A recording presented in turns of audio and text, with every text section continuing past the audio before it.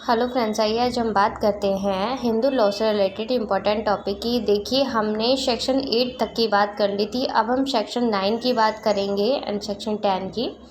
Chapter 3 में आपका है सेक्शन 9, 10, 11। ठीक है, दाम्पत्य अधिकारों की प्रतिस्थापना में न्यायिक पृथक्करण। तो वही जो हमारे दाम्पत्य अधिकार हैं, हमारे जो मैरिज होने के बाद के जो अधिकार हैं, राइट्स हैं, उनकी प्रतिस्थापना व न्यायिक पृथक्करण। ठीक है, प्रतिस्थापना का मतलब अगर किसी का वही न्यायिक पृथक्करण जुडिशियल सेपरेशन हो जाता है, मतलब वो अलग अलग रहने लगते हैं, तो उनका दोबारा से मिलन मतलब प्रतिस्थापना किस तरीके से होगा और जुडिशियल न्यायिक पृथक्करण में जुडिशियल सेपरेशन कैसे होगा, ये सब बातें इसमें सेक्शन में बताई गई हैं। सेक्शन 9 क्या है आपकी? दाम्पत्य अधिकारों की प्रतिस्थापना। केस लॉ इसमें है टी सरिता वर्सेस वेंकट सुब्बा राव 1983। सेक्शन 9 क्रूर है व असंवैधानिक है। इस केस लॉ ने क्या कहा कि सेक्शन 9 क्या है? क्रूर है, वे असंवैधानिक ठहराया इसको। ठीक है, केस लॉ सेकंड आपका है सरोज रानी वर्सेस सुदर्शन कुमार 1984। इसमें सेक्शन 9 को संवैधानिक कहा और दाम्पत्य अधिकारों की प्रतिस्थापना की डिक्री सीपीसी के आदेश 21 व नियम 32 के अनुसार केवल संपत्ति की कुर्की द्वारा ही संभव है। वैवाहिक अनुतोष मतलब हमारे जो मैरिज रिलीफ है, इसमें क्या क्या है?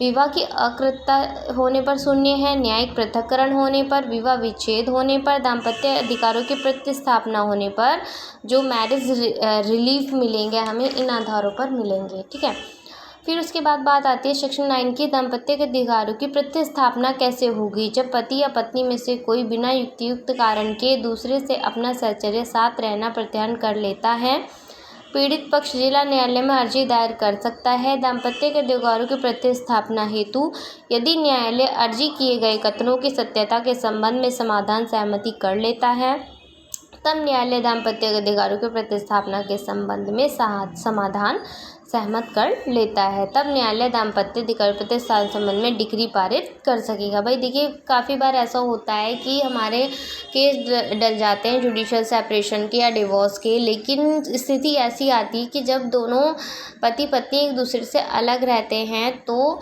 क्या होता है कि भाई कंडीशंस ऐसी होती हैं कि दूर रहकर उनको एहसास होता है उस बात का कि भाई दूर रहना हर तरीके से कितना मतलब गलत है, और अपनी गलतियों का रियलाइज़ होता है कि भाई हमसे क्या, हमारी तरफ से क्या गलतियां हुई, हम कितने अच्छे से हम पारिवारिक जीवन हमारा व्यतीत होता था और हमारी कुछ गलतियों की वजह से किस तरीके से हमारा सेपरेशन हुआ। तो जब उनको गलतियों का रियलाइज़ हो जाता है, उन्हें अकल एक तरीके से कह देते हैं ना देसी लैंग्वेज में कि हाँ भाई अकल आ जाना कुछ समय दूर रहकर, तो वो वाली बात हो जाती है। तो उस के होने पर भाई डिवोर्स के लिए अप्लाई भी किया हुआ है और अगर सहमति हो गई है, इसीलिए हमारे जो आज के टाइम में मीडिएशन सेंटर्स बनाए गए हैं जो सॉल्ट आउट करवाते हैं, डिवोर्स होने से बचाते हैं। उसमें दोनों परिवारों की, दोनों व्यक्तियों की सहमति होती है और सहमति के आधार पर मेन चीज़ क्या है? सहमति दोनों की। तो सहमति के आधार पर क्या होता है?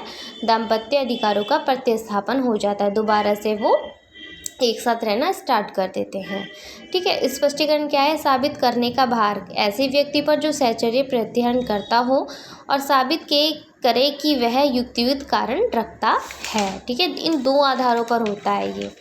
फिर है बात दाम्पत्य अधिकारों की प्रतिस्थापना के डिक्री का निष्पादन कैसे होगा? भाई आदेश 21 नियम 32 के तहत संपत्ति की कुर्की के द्वारा विवाह विच्छेद हेतु विघटन का सिद्धांत मान्य होगा यदि प्रतिस्थापना की डिक्री से 1 वर्ष तक साथ नहीं रहते। भाई ऐसा होता है कि अगर वो 1 वर्ष तक साथ में नहीं रह रहे हैं प्रतिस्थापना की डिक्री से, तो तब भी क्या होगा? प्रतिस्थापना की डिग्री का निष्पादन हो जाएगा। दाम्पत्य अधिकारों की प्रतिस्थापना का उपचार यहूदी law, English law, Indian law, now in all of the world. ठीक है, नोट क्या है? पत्नी का नौकरी करना, पति का शराब पीना, मारपीट करना, पति का अन्य स्त्री से संबंध रखना।